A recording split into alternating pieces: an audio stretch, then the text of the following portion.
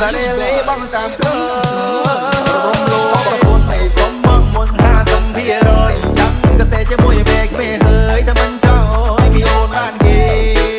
ព្រោះតែពេលនេះតកូនរមមិនទាន់ទេសុំត្រឹមមួយរយៈពេលចាំតសារេលេបងតាមក្រ